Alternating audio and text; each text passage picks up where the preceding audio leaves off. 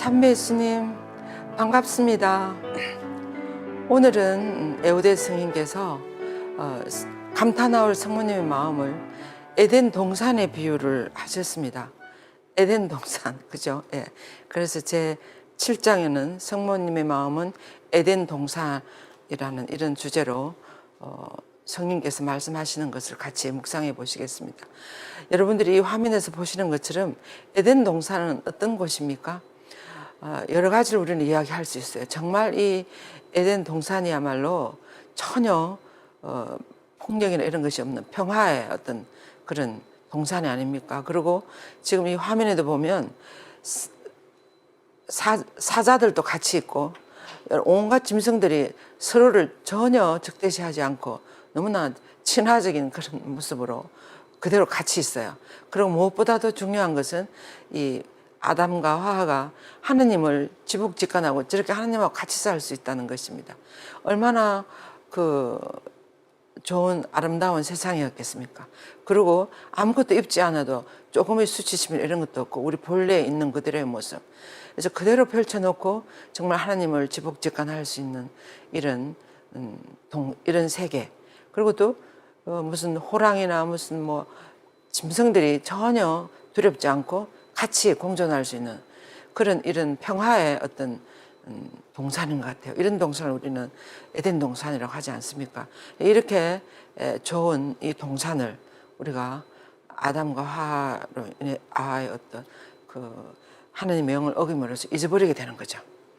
이제 창세기에 묘사되어 있는 그 에덴 동산을 에우대 성인은 티옵스시 마리아 성심과 비유를 했어요. 그래서 에덴 동산을 티옵스시 마리아 성심과 비유하는 것은 가장 의미 있는 형상 중에 하나라고 이렇게 이야기를 하셨습니다.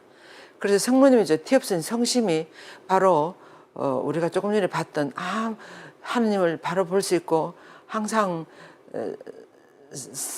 선함이나 또 사랑 또 서로 친교 무엇보다 대화와 소통 이런 것이 함께하는 그런 에덴 동산이 바로 이 성모님이 티옵스시 성심이라는 거죠. 왜 그렇게 되는지 우리가 한번 더 깊이 들여다봅시다. 지상에 있는 에덴 동산은 즉 무슨 말인가 하면 새 아담이 누구세요? 그냥 아담과 하와는 첫 천지 창조주 있었던 그분들이지만 새 아담은 우리 주 예수 그리스도를 새 아담이라고 그럽니다. 그래서 그 새 아담 예수 그리스도의 참된 지상 낙원이 바로 이 티옵스시 성심이었다는 겁니다. 예수님은 이 세상에 오셔서 성모님의 원죄 없이 잉태되신 그 성모님의 마음 그 길을 너무 좋아하셨어요. 아무런 방해물이 없으니까. 그래서 이 참된 지상 낙원은 바로 티옵스시 마리아 성심에 적용할 수 있다고 이렇게 이야기하셨습니다. 근데 이 동산은 에우대 성께서 이렇게 표현하셨어요.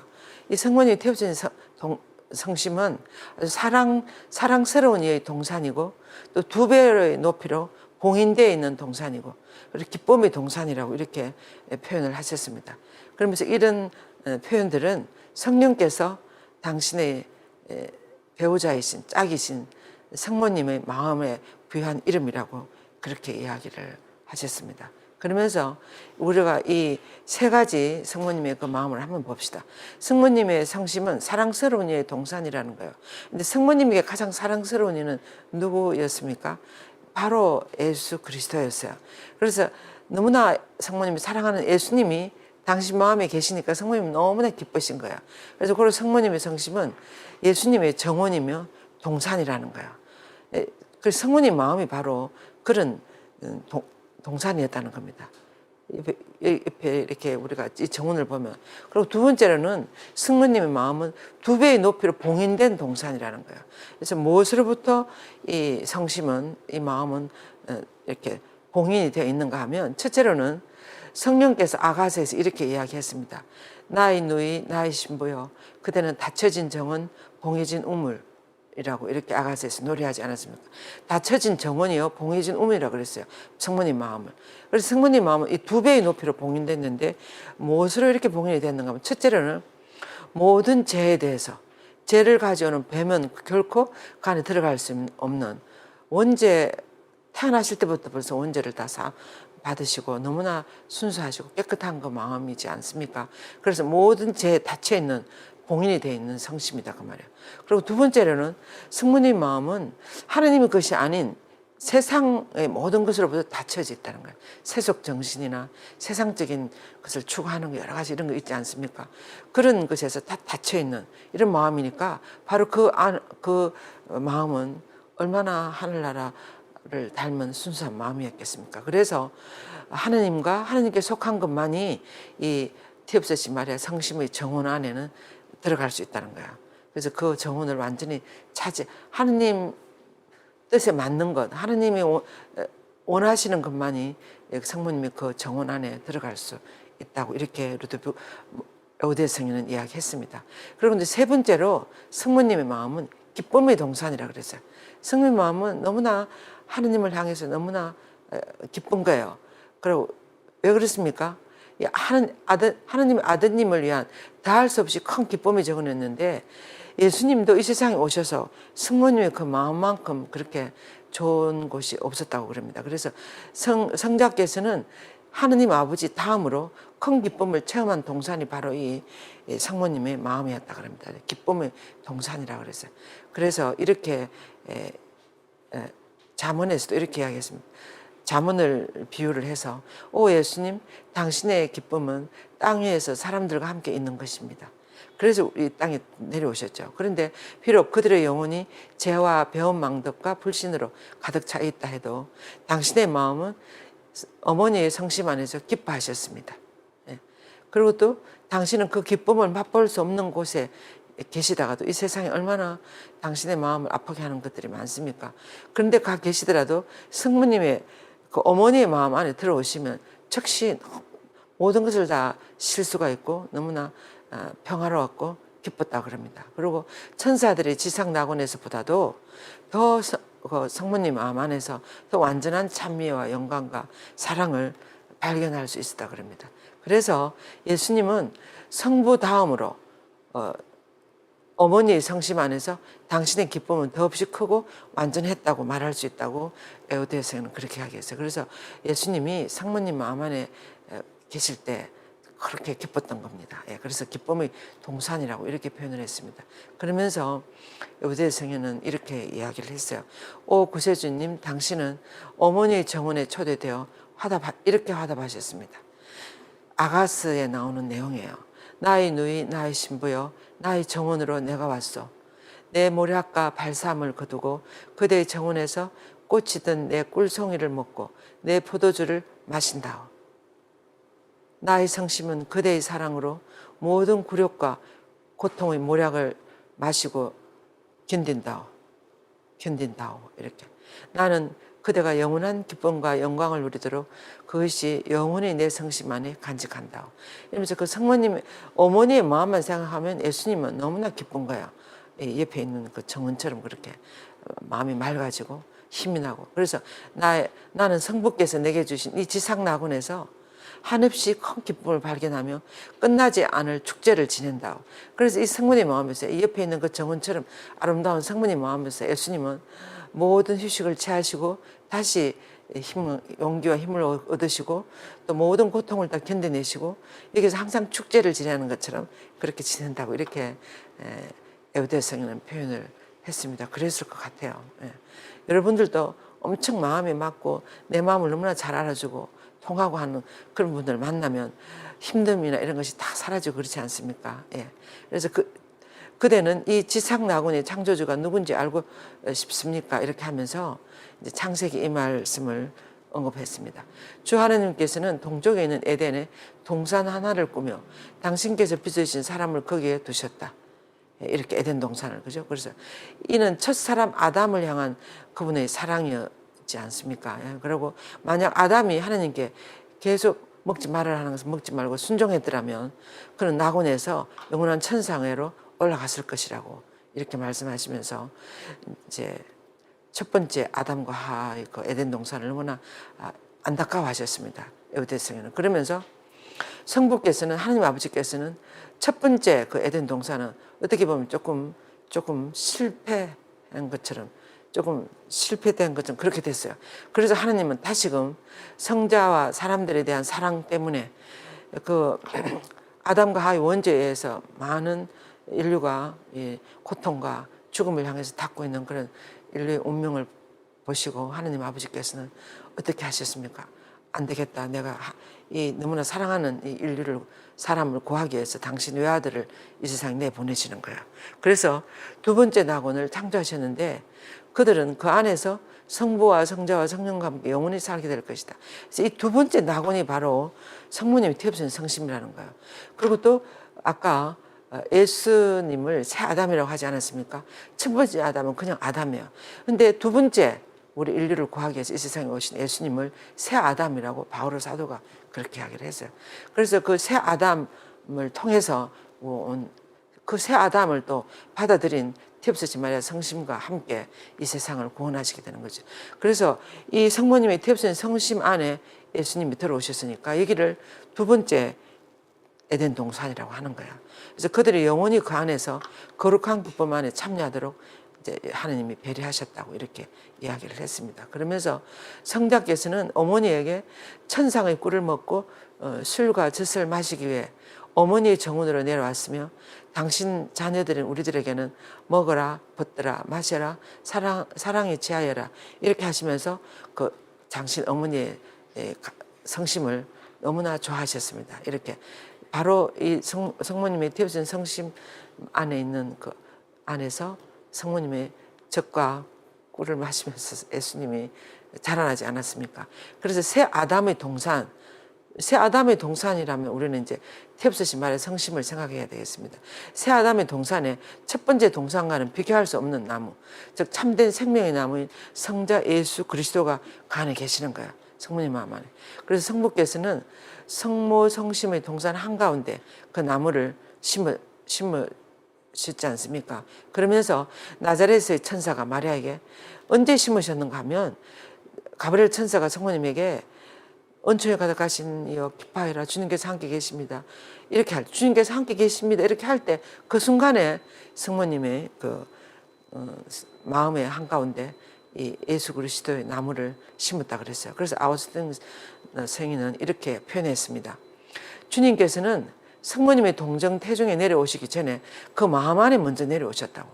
태 안에 들어오시기 전에 성모님 마음 안에 예수님께서 먼저 들어오셨다고. 그래서 성모님의 숭배한 몸 안으로 내려오시기 전에 먼저 그녀의 영혼을 가득 채우셨다고 그랬습니다. 그래서 주님께서 함께 계십니다. 은총에 가득하신 마리아 이렇게 했을 때 벌써 성모님 마음 안에는 벌써 예수 그리스도가 들어오신 거예요. 그 나무가 심겨지기 시작했습니다. 그래서 이제 나중에 응답했을 때 실제로 당신 태중에 예수님이 들어오신 거죠. 그래서 이것이 바로 하와 때문에 잃어버린 새 생명나무를 다시 찾아준 참 생명나무의 열매가 된다는 겁니다. 그래서 예수님이 첫 번째 에덴 동산의 그 선악과라 해서 그 생명나무를 다시 새롭게 만들어준 참 생명의 나무가 바로 예수 그리스도가 된다는 거죠. 그래서 영원한 생명의 열매는 성모님이라는 천상 여인의 손에 의해서 우리에게 주어지지 않았습니까? 그리고 이것을 보면 영원한 생명의 열매인 예수 그리스도가 성모님에 의해서 우리들에게 주어졌습니다. 그래서 베르나르도 성인은 이렇게 이야기했어요. 아담은 당신께서 저와 함께 살라고 주신 저 여자가 그 나무 열매를 저에게 주기에 제가 먹었습니다 하고 핑계를 댔어요. 저 여자 때문에 그랬다고. 그런데 이 핑계가 새 아담과 새 하와는 누구입니까? 성모님과 예수 그리스도에 의해서는 감사의 말로 이것이 바뀐 거예요. 바뀌어서 주님 저에게 주신 이제 여대 성인이 이렇게 표현한 겁니다. 예수님에게 주님 저에게 주신 여인이 생명의 나무 열매를 주기에 먹었더니 그것은 꿀보다도 더 달콤했습니다. 이 생명의 나무에서 주신 열매는 바로 예수 그리스도예요. 그래서 꿀보다도 더 달콤했습니다. 그 고귀한 열매로 주님께서 제 생명을 회복시켜 주셨습니다. 오 지극한 공경을 받아 마땅한 여인이요. 당신은 우리 조상들의 죄를 보속하셨고 성모님을 두고 하시는 말씀이죠. 당신 뒤에 올 모든 이들에게 생명을 부어주셨습니다. 그래서 성모님은 예수 그리스도를 우리들에게 낳아주시고 보내주셨기 때문에 성모님은 너무나 말할 수 없이 우리들에게는 큰 언인이시고 또 정말 공경받아 지당하신 분이시고 생명을 넘치도록 우리에게 부어주신 그런 어머니가 되시는 거예요. 그래서 성모님 마음은 하느님의 지혜와 지식의 보화가 가득한 예수 그리스도 항상 한 마음이 되려고 엄청 일치하려 노력하셨습니다. 그리고 태양이신 그분 안에서 살으신 거예요, 성모님이. 그래서 성모님은 여러 가지 알아들을 수 없는 고통이 많이 닥쳤지만 예수님과 함께 살으셨기 때문에 너무나 행복했어요. 기뻤을 것 같아요. 그래서 성모님의 마음은 선의 통치자이신 하느님과 죄를 지배하는 악을 완벽하게 알고 있었어요. 무엇이 하느님이 원하시는 것이고 무엇이 하느님이 싫어하시는 것인지를. 그래서 이게 보면 아담과 하와는 하나님의 명을 어김으로써 죄를 지었어요. 그래서 그렇지만 이 호기심이나 이런 거에 의해서 그죠? 그렇지만 성모님은 죄를 지지 않았어요. 아주 지혜로웠어요. 성모님은 하나님 빗속에서 죄에 관해서 다 알고 죄가 뭔지 그리고 하나님께서 싫어하시는 죄를 성모님도 너무나 싫어하셨어요. 그렇지만 첫 에덴 동산에서의 선과 악을 알게 하는 나무는 아담과 하와에게 치명적인 해를 끼쳤습니다. 그래서 두 번째 나무 열매는 새 하와이신 마리아에게 아무런 해도 끼치지 못했어요. 그것을 보면 첫 번째 이 에덴 동산에 있었던 아담과 하와는 너무나 아직 천상의 지혜가 무엇인지 정말 하나님 원하시는 것이 무엇인지 이게보다는 자기들이 원하는 것을 더 많이 원했던 것 같아요. 그래서 하나님이 원하시는 그것을 무엇보다도 지키려고 그러고 이렇게 했어야 되는데 그러지 않았기 때문에 이 아담과 하와는 자기들이 원하는 거, 자기들이 먹고 싶은 거, 또 여기다가 사탄이 또 유혹을 하지 않습니까? 거기에 그대로 넘어가 버리는 거예요. 지금 우리들의 모습하고 너무 비슷해요. 근데 성모님은 아주 철저하게 하나님 원하시는 것을 좋아해서 하나님 뭘 원하실까? 그래서 하나님 원하시지 않는 것은 아주 철저하게 배척하는 거예요. 그래서 죄에 넘어가지 않았습니다. 두 번째 나고의 나무 열매는 그래서 아무런 해도 끼치지 못했다 그랬어요. 그래서 성모님은 한 번도 유혹에 넘어가지 않으셨어요. 물론 하나님께서 엄청난 은총을 부어주셨고 또 원죄를 미리 다 사해주셨고 이래서 성모님은 정말 죄로 기울어지는 경향이 너무나 없는 그런 은총을 받아서도 가능합니다만은 아무튼 성모님은 너무나 천상 지혜가 무엇인지 깊이 알아듣고 또 무엇보다도 하나님이 싫어하는 것이 무엇인지를 너무나 잘 알았어요. 그래서 아담과 하와는 하나님 명을 어겨서 그 열매를 먹음으로써 그들 자신과 우리 후손을 완전히 잃어버렸습니다. 자기들이 받았던 그 첫 번째 에덴 동산, 그렇게 하나님을 직간하고 너무나 평화스러웠던 그 에덴 동산을 자기들이 하고 싶은 거, 하나님이 원하시는 것보다는 자기들이 하고 싶은 것을 함으로써 저렇게 그 큰 은총을 다 잃어버렸어요. 지금 오늘날 이 시대를 살아가는 우리들도 내가 원하는 것보다는 하나님이 뭘 원하실까 이것을 생각하면서 살아가면 여러분들이 본래의 모습의 그 아름다움을 살아갈 수 있어요. 그리고 너무나 기쁘게 감사하면서 살아갈 수 있을 것 같아요. 그런데 하나님이 하지 말아라 하는 것을 함으로써 죄라는 것을 지으면 우리 마음이 닫혀지는 거예요. 은총이나 무슨 기쁨이나 이런 희망이나 이런 데서부터 닫혀지고 우리가 말할 수 없는 어떤 그런 곳으로 떨어지니까 우리가 행복해질 수가 없는 거야. 그래서 우선 내 원하는 것을 한 그 순간에는 좋았을지 모르겠습니다만 조금만 지나면 완전히 아담과 하와처럼 그렇게 낙원에서 추방이 된다는 것을 우리가 기억해야 될 것 같아요. 그래서 우리도 정말 성모님처럼 하나님이 뭘 원하실까 거기에 초점을 두는 거예요. 그래서 그러나 참된 하와이며 살아있는 모든 일의 어머니신 성모님은 하나님께서 심어주신 지식의 열매를 먹음으로써 당신 자신을 성화했고 자녀들의 성화에도 크게 기여했다 그랬어요. 그래서 하나님께 심어주신 열매가 뭐여서 예수님의 말씀을 그대로 잘 받아들였다는 거예요. 그리고 성모님은 하나님께서 원하시는 것을 먹었기 때문에 즉 예수님을 받아들이고 그분과 일치했기 때문에 그 전능하신 지식을 받아들여서 하나님께서 성모님을 사랑하시듯이 성모님도 하나님을 사랑하고 또 하나님께서 죄를 미워하시듯이 죄를 미워할 수 있게 된 거예요. 그래서 우리도 이런 은총을 얼마든지 우리가 원하기만 하면 받을 수가 있고 이 세계 안에 우리가 들어갈 수 있는 거예요. 그래서 우리도 성모님처럼 하나님을 사랑하고 죄를 미워하고 이런 삶을 살아가는 것은 정말 우리 삶에 있어서 너무나 귀한 소중한 지혜예요, 지혜. 지금 이 강의를 들으시는 여러분들은 그래도 이 세상보다는 하늘나라를 더 좋아하시는 분들일 것 같아요. 그래서 뭔가 하나님이 원하시는 것을 더 추구하지만 요즘 세상 보세요. 대부분의 젊은이들은 대부분의 사람들이 자기 원하는 거, 나에게 더 좋은 거, 세상적인 것을 더 추구해요. 그래서 진정한 기쁨이, 진정한 행복이 뭔지를 모르는 거예요. 그러니까 진정한 행복을 맛봤을 때 그것은 목마르지 않고 우리가 그 안에서 편히 쉴 수 있고 평화롭게 살아갈 수가 있고 계속 나갈 수 있는 어떤 영원한 삶을 추구해 나갈 수가 있는데 이 세상적인 것은 먹으면 먹을수록 갈증이 더 일어나요. 차지하면 차지할 더 많이 가지고 싶고 이래서 결국은 구렁텅이로 빠지게 되는 거예요. 이것을 우리 모든 예수님을 따라 나선 여러분 모두는 정말 처음에는 잘 따라 나서셨는데 계속 그 지혜로운 지혜의 길로 예수 그리스도라는 참 생명의 나무로 참 지혜로 그쪽을 향해서 우리가 살아가야 되지 않겠습니까? 이것은 참 중요한 것 같아요. 성모님은 그 길을 너무나 잘 가셨다는 거예요. 우리들의 너무나 훌륭한 모범이 되시는 거예요. 그래서 어머니께서 원하는 대로 따라가기만 하면 된다고 루드부크 성인은 그러셨습니다. 예. 그러면서 창세기 이런 말씀 있지 않습니까? 자, 사람이 선과 악을 알아서 우리 가운데 하나처럼 됐다. 선악과를 따먹음으로써 예수님은 그렇게 하겠어요. 저들이 우리하고 비슷하게 됐다고. 이렇게 이야기를 했다고 그런다면 성모님에 대해서는 이렇게 이야기를 할 수 있는 거예요. 하느님께서는 찬미와 영광의 사이에 있는 동정녀 마리아에게 이렇게 말씀하실 수 있었다.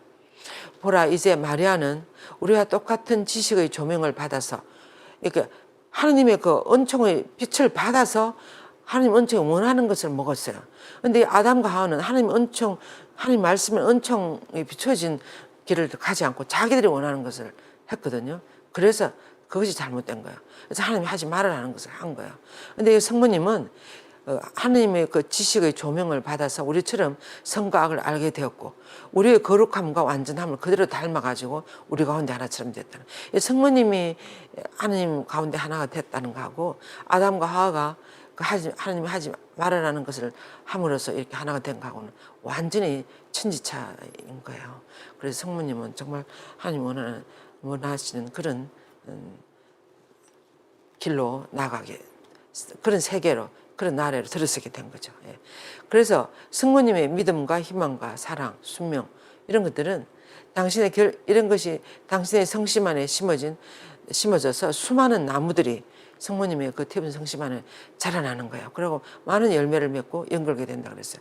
그러면서 성모님의 순결한 동정성은 교회 안에 태어날 수많은 동정녀들의 왕이시면 얼마나 성인 성녀들이면 동정녀들이 순교자들이 많습니까? 그래서 열매들 중에 가장 중요한 열매인 예수 그리스도를 잉태한 천상의 또 하나의 나무가 이 성모님 마음 안에 탭쓰신 성심에 심어지는 거예요.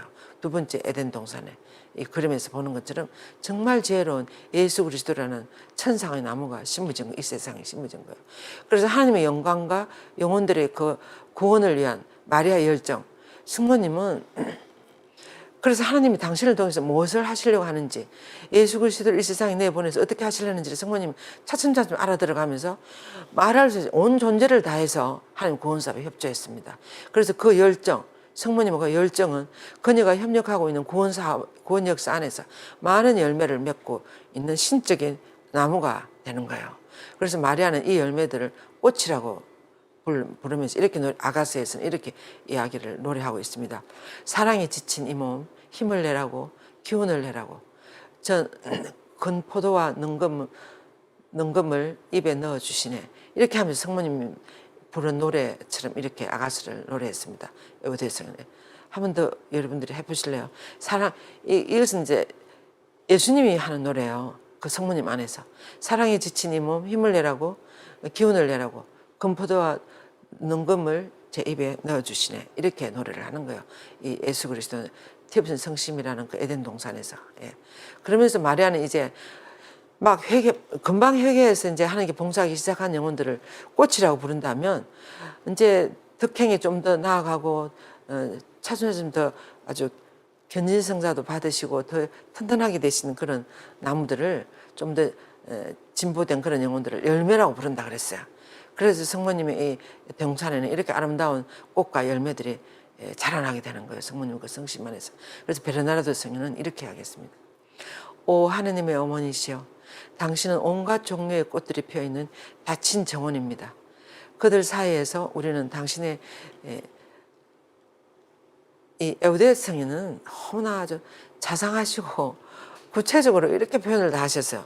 성모님을 두고 당신의 겸손의 겸손은 그 바이올렛이며 순결에 백합하여 사랑의 장미꽃을 감탄의 눈으로 바라보고 하나님의 집은 그들의 달콤한 향기로 가득 차 있다고 이렇게 성모님의 그 아름다운 성심을 표현했습니다. 성모님이라는 그 세계는 이런 겸손의 바이올렛이나 순결의 백합화, 사랑의 장미꽃들이 피어나는 향기가 가득한 그런 정원이라고 이렇게 표현을 하시는 거예요.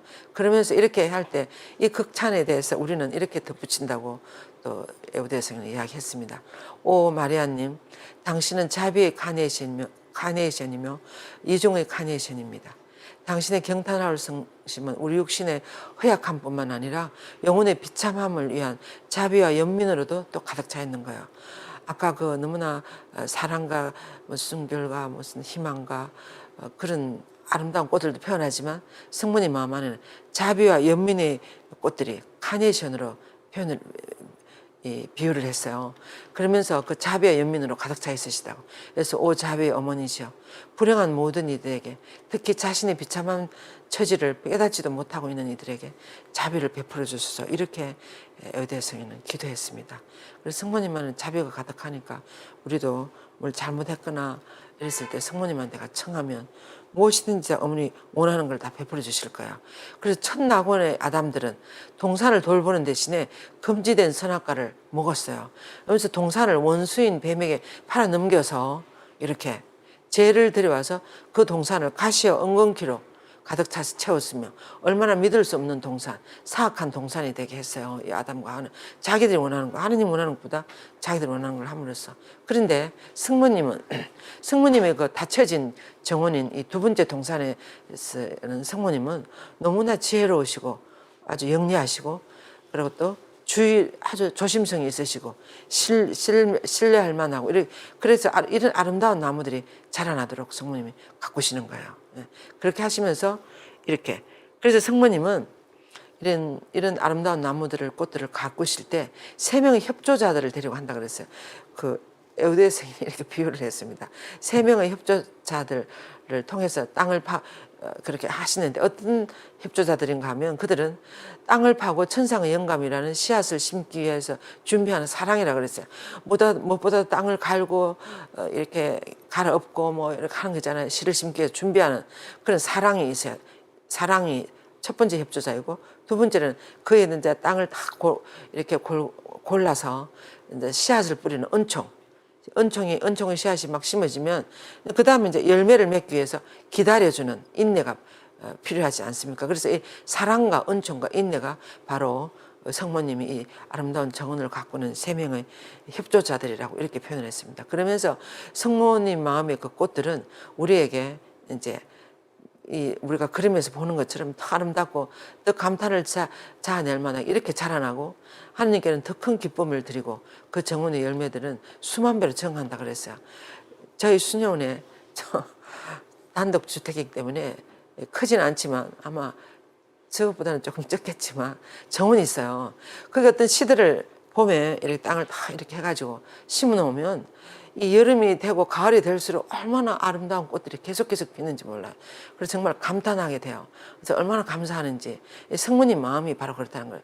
그래서 잡초들이 나면 좀 뽑아주고, 물도 좀 비가 안 오면 물을 주고, 조금만 이렇게 신경을 쓰고 잘 가꿔주면 얼마나 아름다운 이런 정원이 되는지, 우리 마음의 휴식처가 되는지 몰라요. 성모님 마음도 바로 이렇다는 것입니다. 예. 그리고 이제 그래서 첫 번째 에덴 동산에서 하나님께서는 사람을 찾으시면서 뭐라 그랬어요? 그래, 너무나 사랑하는 마음으로 아담과 하와를 만들어서 그 훌륭한 에덴 동산을 줘가지고 다 데리고 다니면서 이름을 다 지어라. 너가 부르는 대로 다 이름이 될 것이다. 이러면서 너무나 기대를 하고 희망을 가지고 그렇게 아담과 하와에게 에덴 동산을 줬는데, 이들은 그런데 딱 하나가 하나님이 딱 시험을 하나 줬어요. 요것만 먹지 말고 다른 건 다 먹으라 그랬는데, 그러니까 더 호기심이 나가지고 참 우리가 굉장히 무장한 게 많아요. 첫 번째 이 창세기 3장에서 보면 우리도 쉽게 이렇게 돼요. 쉽게 하느님이 원하는 것보다는 내 원하는 것을 다 하고 싶은 거야. 또 그걸 가지면 뭐가 될 것 같은 느낌이 드는 거예요. 뱀이 하와를 유혹할 때 이렇게 했어요. 너 저 열매 따먹어도 괜찮아. 괜찮아 이 소리는 안 하는데 왜 하느님이 저 열매 따먹지 말라고 했는지 아니? 그것만 따먹으면 너희들도 하느님처럼 선과 악을 알게 되어서 하느님처럼 비슷하게 될까 싶어서 그래서 따먹지 말라 그랬어. 거기까지만 말했는데 그 밑에는 뭐예요? 따먹어도 괜찮아. 그것만 따먹으면 하나님처럼 돼. 이런 소리가 그 행간에 숨어 있는 거죠. 이런 식으로 유혹하는 거예요. 지금 우리가 이 세상적인 것을 선택할 때도 비슷하게 우리가 다 넘어가는 거예요. 그 무슨 너무나 아름답게 보이는 옷이나 무슨 좋은 화장품이랑 그것만 하면 뭐가 될 것 같아요. 괜찮을 것 같다고. 저 아파트에 살면 행복할 것 같다고. 저 차를 타면 엄청 멋있는 사람이 될 것 같다고. 이래서 우리는 다 넘어가는 거야. 사실은 취해보면 아무것도 별 것이 아닌데. 그래서 아담과 하도 마찬가지 하와가. 그래서 했을 때 먹는 순간부터 하나님 무서웠어요. 두려웠어요. 그래서 숨었어요. 바위 뒤에. 그러니까 아담아 너 어디 있나. 하나님이 애타는 그 부르심에 아담아 너 어디 있나. 인간은 사람을 잃어버린 거예요. 그 사랑하는 그 아담과 하와를. 그래서 너 어디 있느냐 이렇게 애타게 불렀어요. 그랬을 때 아담 뭐라 그랬어요. 하지 말라는 것을 해서 두려워서 당신이 두려워서 쟤는 아담의 두려움을 불어넣어가지고 숨게 했어요. 숨어서 우리가 여기 숨어 있습니다. 이러면서 지금 그래서 나고에서 이렇게 쫓겨나는 거예요. 그렇지만 첫 번째 동사는 그런 사건이 벌어졌어요. 그렇게 됐어요. 근데 두 번째 동사는 성모님이 태워진 성심 안에서는 하나님은 사랑 때문에 당신 자신과 위대한 영광을 간에 숨기셨어요. 두 번째 동산이라는 말은 예수님이 이 세상에 이렇게 내려오실 때 베들레헴에서 마옥간에서 이렇게 태어나실 이 곳을 이 처음에는 성모님이 태어나셔서 마음 안에 먼저 잉태하시고 그 다음에 태중에 잉태하시고 이렇게 이 세상에 마침내 오시게 되는데 여기가 두 번째 동산인 거야. 그래서 이렇게 하느님이 두 번째 이 세상에 우리를 찾아오실 때는 그 사랑 때문에 당신 자신을 숨기셨다고 그래서 들을 막 크게 막 떠들면서 오지 않았어요. 예수님은 아무도 모르게. 그 이스라엘에 가면 베들레헴이라는 곳은 정말 시골이에요. 시골 사람도 별로 살지 않고 아주 조용한 들판에 그쪽에서 그를 오시는 거예요. 아무도 또 가장 천한 계급에 속하는 목동들을 통해서 천민들의 목동들을 통해서 아무도 알아주지 않는 그들에게 먼저 알려줘서 이 기쁜 소식을 이러면서 아주 우리가 생각하는 방법보다는 하나님이 우리를 구원하시는 때 택하시는 방법을 보면 너무나 달라요. 그래서 우리는 하나님의 지혜는 어떤 것인가를 그래서 십자가의 어리석음이라고 하지 않습니까? 그래서 하나님은 보면 항상 힘이 세고 뭐 좀 더 뭐 잘하고 뭐 능력이 많고 이런 걸 택하기보다는 부족하고 또 비천하고 보잘것없는 이들을 택해서 당신 일을 다 하시는 것 같아요. 그래서 하나님은 그러나 이 사랑은 성자이신 예수님의 예수 그리스도의 강색 목적을 이루었으며 그분은 제 어둠에서 우리를 끌어내시기 위해서 마리아의 정원으로 내려오셨습니다. 그래서 예수님이 내려오실 때 아무도 모르게 조용히 내려오셨어요. 조용히 내려오셔갖고 계속 30년 동안이나 성모님께 순명하면서 나사렛에 숨겨져 살았다고도 할 수 있지 않습니까? 이제 이렇게 하는 그 구원 사업이었는데 우리가 창세기 3장 15절에 보면 이런 구절이 나와요. 그 아담과 하와가 범죄를 하고 난 다음에 아담부터 해서 차례대로 벌을 받아야 하는 게 이제 뱀이 벌을 받을 때 하나님 이런 이야기 하셨습니다. 나는 너와 그 여자 사이에 너 후손과 그 여자의 후손 사이에 적개심을 일으키리니 이때 보면 너 후손은 이 뱀이에요. 뱀의 후손하고 그 여자의 하와의 후손은 우리들이에요. 우리가 지금도 뱀을 보면 적개심 일어나지 않습니까? 일어나니 그렇지만 여자의 후손은 언젠가 너의 머리에 상처를 입히고 너의 머리를 밟아버린다는 거야. 밟고 너는 그의 발꿈치에 상처를 입히리라.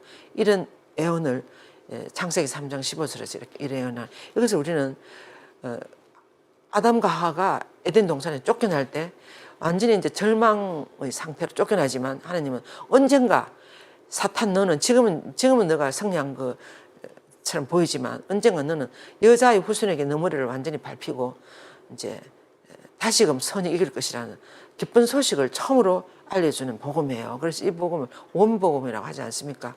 그래서 이 원복음에서 여자의 후손이 너희 머리를 밟는다. 뱀의 머리를 결정적으로 밟으신 분은 누굽니까? 이 그림에 한번 보세요. 뱀의 머리를 확실히 밟는 것은 예수 그리스도의 십자가예요. 예수님이 겟세마네 동산에서 그 패션 오브 크라이스트 그 영화를 보면 첫 장면이에요. 예수님이 그 게세마네 동산에서 너무 괴로워서 아버지 이 잔을 치워주시라고 이렇게 할 때 이렇게 굵은 뱀이 예수님 옆을 샥 다니면서 예수님 유혹하는 거야. 못한다고 하라고.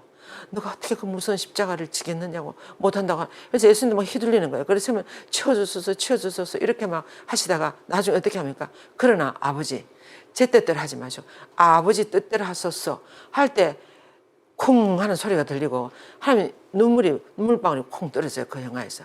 그 영화는 참 잘 만들어진 것 같아요. 깊이 알아들으신 것 같아요. 그래서 사탄의 뱀의 머리를 결정적으로 밟은 순간 바로 그 순간에 아버지 뜻대로 하소서 할 때 쾅 밟은 거예요. 그러면서 이제 예수님은 우리를 구원하게 하는 그 십자가의 길을 그대로 가시는 거예요. 그래서 처음으로 우리가 보통 뱀의 머리를 누가 밟았습니까 하면 대부분 레지오 단원들이나 이런 분들은 성모님 밟았다 그럽니다. 그것이 아니고 이 그림은 네덜란드의 어떤 화가가 그렸다는데 성모님은 예수님이 그 사탄의 머리를 완전히 사탄을 밟아서 승리한 그 힘을 입어서 뱀에 발을 올려놓고 있는 거예요. 결정적으로 뱀의 머리를 밟은 것은 밟아 부서뜨린 것은 예수님의 십자가였어요. 그래서 십자가에서 예수님 돌아가는 그 순간에 완전히 승리했어요. 완전히 승리함과 동시에 부활하시는 거죠. 그래서 그것이 십자가의 어리석음이에요. 어떻게 보면 우리가 그래서 하느님은 우리를 당신의 무력함으로 우리를 구원하셨다고 이렇게 이야기합니다. 그래서 하나님은 우리 사탄과 싸울 때 당신의 힘으로 싸우지 않고 무력함으로 다 받아들여주고 그걸 다 고통을 다 감내하시면서 마침내 당신의 죽음으로써 그 얼마나 무력함입니까? 십자가 돌아가심으로써 그것이 돌아가시면서 우리를 당신도 부활하시고 우리를 살리는 거예요. 그래서 이것이 하나님의 지혜인 것 같아요. 바울 사도가 아주 엄청 많이 노래했습니다. 이 십자가의 어리석음. 바울 서간에서. 그래서 우리는 하나님 하시는 방법이 다르다는 거. 만약 아담과 하와도 아주 목숨을 걸고 하나님이 원하는 것을 하려고 지켰으면 그렇게 되지 않았을까요?